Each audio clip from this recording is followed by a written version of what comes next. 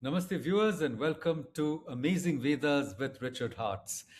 I'm so delighted and privileged to welcome you, Richard, because it is approaching Sri Aurobindo's birthday, which is also, in a sense, the birthday of India. So we are building up to trying to understand his great contribution to returning the Vedas to us. And I think that you are the best person to help us on this journey because, viewers, those of you who don't know Richard's work, he is an outstanding scholar, an outstanding sadhak. He's lived at the Aurobindo Ashram in Pondicherry for several years. He's been a part of the archives. He's translated and identified seminal texts. He was a part of the CWSA, the centenary collected complete works of Sri Aurobindo, the complete works, I should say, which is more than 36 volumes. So he's been very integral, to use that word, to the entire Aurobindonian project, if you want to call it that. And of course, I recommend all his works. They're available on Incarnate Word, and we'll post a link. There's a special page devoted to him. But I especially recommend his book, The Clasp of Civilizations. Viewers, you might remember that book of Huntington, which was called The Clash of Civilizations, and Richard has written an amazing book called The Clasp of Civilizations, because actually Sri Aurobindo, in his message to the United States, to America, said that the East and the West are not all that different. So let's never go back to Kipling's line, or at least settle there, where he said, never the twain shall meet. So the twain meets often, as it's going to meet today. So once again, Richard, welcome, and thank you for being with us. And thank you for inviting me. Actually, I wanted for a long time to talk about the Veda in some kind of public forum, but it's never happened. I've given a lot of talks in a lot of contexts and been asked to speak on many subjects, but somehow the Veda has never come up. So although there are some talks of mine on the Veda, which can be found on Incarnate Word, those are classes that I gave for small groups of people in the archives where I work.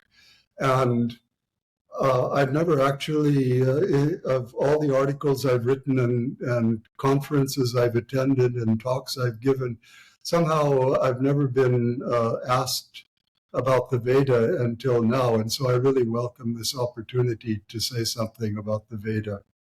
Thank you. Thank you so much. As you remember, Richard, we've been talking about this for a while, at least 6-8 months, and I'm glad it's finally happening. And I also wanted to say that those classes of yours on the secret of the Veda are just astonishing. So viewers who are serious, who really want to explore the topic, I recommend them. Once again, incarnateword.org. We'll post the links. But let's plunge right in. If you don't mind, I want to ask you about your own journey. How did you come to India, to Sri Aurobindo, to Sanskrit? It's a fascinating journey. I know a little bit about it, but I think it bears repetition. Okay, well, let me start at the beginning.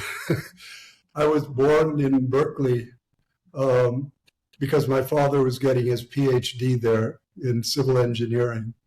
And when he got his first job, it was at the University of Washington in Seattle. So when I was about four or five, we moved up to Seattle, and I basically grew up in Seattle, Washington.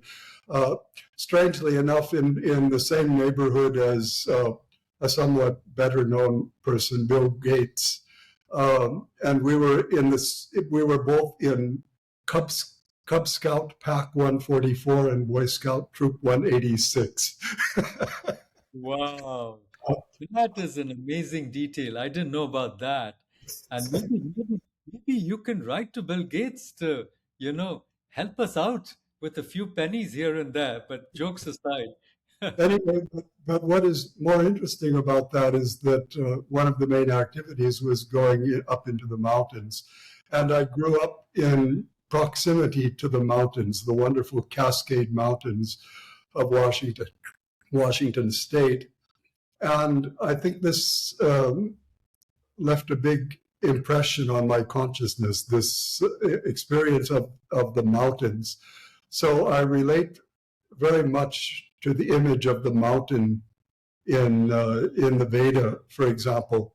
Yat sanu maruhad bhurya spashtakartuam. As one ascends from peak to peak, there becomes clear the much that has still to be done. This kind of image really resonates with me. So in any case, this was how I grew up. I had a scientific worldview and an aversion for religion in any form. I excelled in mathematics and even won a couple of competitions. And that was largely self-taught. It was in my teens that I got in the habit of teaching myself whatever I was interested in. After a while, I started, though, to ask philosophical questions and lost interest in mathematics, except for the mathematics of transfinite numbers. That remained a fascination for me. But I turned to philosophy and I started reading Plato, Descartes, Spinoza, so on, all on my own. There were no classes at my school on philosophy. But in any case, I continued at Yale. I studied philosophy, Kant and Hegel, particularly with an enthusiastic young professor and a Hegelian who, however, failed during that first year to convince me that Hegel was what I was looking for, because in the meantime, I had become interested in Indian philosophy, and that had led me to Sri Aurobindo. And so I had discovered the life divine through the source book in Indian philosophy, which you might know, edited by Radhakrishnan and more. That's part of the reason I have to go a little bit easy on Radhakrishnan for the stupidities that he wrote about the secret of the Veda, because I came to Sri Aurobindo through Radhakrishnan in a certain sense. In any case, discovering the life divine was really the most momentous event in my life, I would say. That led to everything else. That led to Savitri, I discovered next. And after some time, I decided that I just didn't want to do academic philosophy. And I very rashly dropped out of Yale. It was incredibly stupid of me, but that's what I did. I had just fallen head over heels for Sri Aurobindo, and I didn't want to waste my time on anything else. So, I guess Yale's loss was our gain. Whatever. Yale, I actually, I loved Yale in a way. I've always liked Yale more than Harvard. I think it's much better, at least for students. But in any case, I left Yale and went off on my own with the intention of making it to India, but it wasn't quite so easy. In the meantime, among the works of Sri Aurobindo that I read within the first few months were essays on the Gita and The Secret of the Veda, both of which completely blew me away. And that meant that I had to learn Sanskrit. So being good at self-teaching, I taught myself Sanskrit.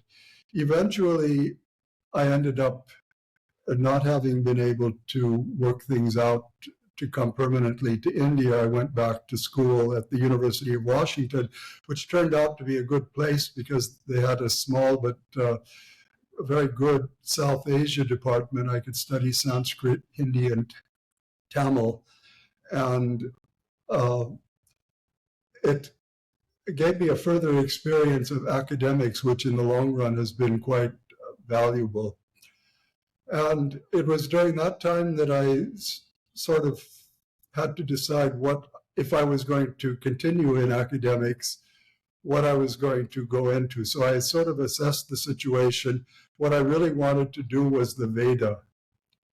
But when I looked at the state of academic Vedic scholarship, academic Indology in general, I quickly came to the conclusion that American academics just wasn't ready for the secret of the Veda.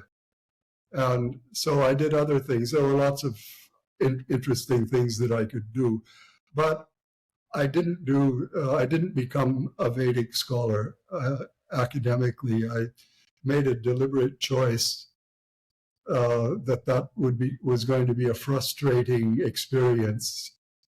And I think that I was probably right, because even now, although I think the situation has improved, it would not be easy to get a PhD on the secret of the Veda accepted almost anywhere except maybe the California Institute of Integral Studies. In any case, that basically was my academic experience. In 1979, I finished my master's degree in Asian languages and literature, and I came to India on the American Institute of Indian Studies program for Tamil in Madurai.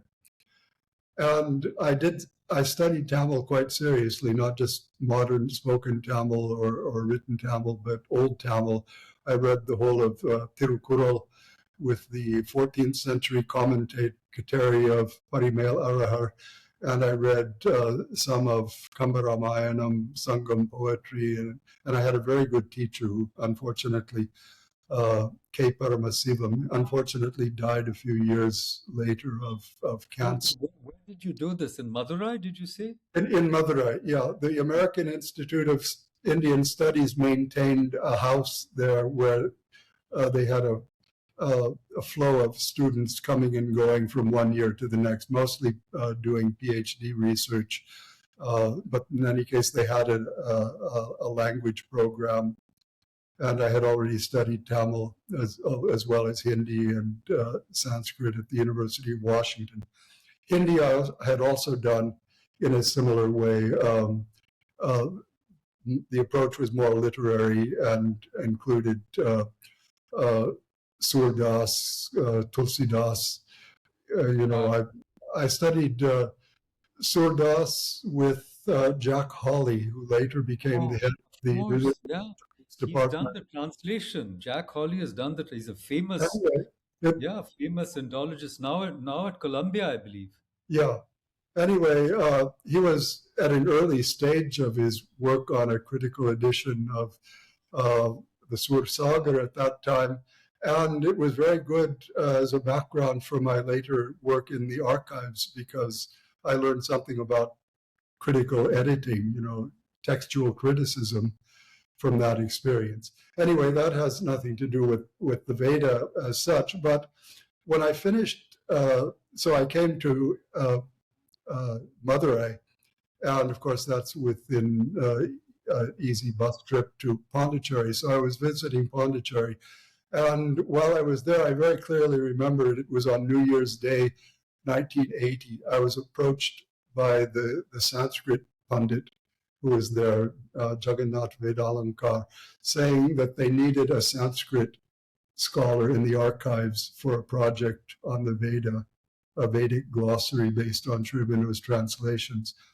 And so he took me to Jantilal Parekh, who was the head of the archives. You probably met him. And so I agreed as soon as my year in Madurai was finished that I would come to Pondicherry and join the archives and work on this project. So it was a little bit irregular. The American Institute of Indian Studies must still be wondering what happened to me, because I wrote to them asking if they could help me renew my visa, and they said, out of the question. You have to go back, and the only way you can leave India is through us. But I never left, and I'm here still in Pondicherry 46 years later. Of course. Amazing story, but you must have gone back to visit several times. I have, of course, gone back to visit. The first time I went back was 7 years later. By that time, I had received a quit notice, which uh, was worked out with the help of Jantilal going to the governor of Pondicherry, and through political connections they worked things out. But still, So was it Mr. Mendi Rata, Mr. Mendi Rata at the American Institute of Indian Studies in Defense Colony must have been, you know, I right? remember defense calling. I think it was, yeah. Uh, in any case, I'm still on that 9-month student visa that I got to study in Madurai, and it gives me trouble every time I leave or return to India. It usually takes at least 15 minutes to a half an hour in immigration every time, because they've never seen a A case student, like that, yeah. that's been renewed for over 40 years, and somehow uh, it's all they finally work it out, but Providence. the guy at the desk never knows what to do. He disappears for a while and goes back to a room and meets a senior officer, and they finally figure out what to do with me. So this is, yeah, I don't go back to America much, but I do go to Europe and China fairly often because I have contacts there. There's certain, I found more interest in Sri Aurobindo, in fact, in Europe and America than and China than in America. I don't know. Yes. Well, we can talk about that in another episode. But I Yeah, also wanted to ask you, like, what, before we wind up the first yeah, episode, is yeah. what made you like actually become an ashramite? Was there a transition? Was there a turning point where you felt, yes, I belong here? No, actually, my feeling, yes, I belong here, was when I first discovered the existence of the ashram. In the strangest way, I looked up Sri Aurobindo in the Encyclopedia Britannica of all places, and discovered that there was an ashram where people actually lived and practiced Sri Aurobindo's yoga, etc. And that was way back uh, when I was just beginning to read Sri Aurobindo, and I made up my mind right then and there that I wanted to join the ashram. So there was no hesitation about that. But in fact, the ashram was not accepting new members when I first arrived for several years. What I really joined at first was the archives. The I see. archives, of course, is a very important department Of of the course. ashram. And So in uh, a way, you were in the kind of waiting room before they let you in. yeah, but I had plenty to do in the meantime. For So sure. I did the project on, I mean, I worked on the Vedic glossary, but that ended up never really materializing. I ended up Yes. doing so many other things in the archives. I won't even begin to go through all of that. But It's anyway, also it's also fascinating how the archives has had such a strong American presence. There's you, there's Bob, and of course there's Peter yeah, Hees as well. So there is a strong American connection. yeah, there is. It's true. Yeah, And anyhow, we will continue our conversation. Thank you, Richard, for joining us and for giving us a snapshot of your fascinating journey, towards Sri Aurobindo and the secret of the Veda. And viewers, if you've liked what you've heard, please do share and subscribe, and endorse our channel. Send us your questions, and join us on this fascinating, I would say, discovery of the Veda, rediscovery. So, with those words, thank you, Richard, and we'll see you soon. Namaste.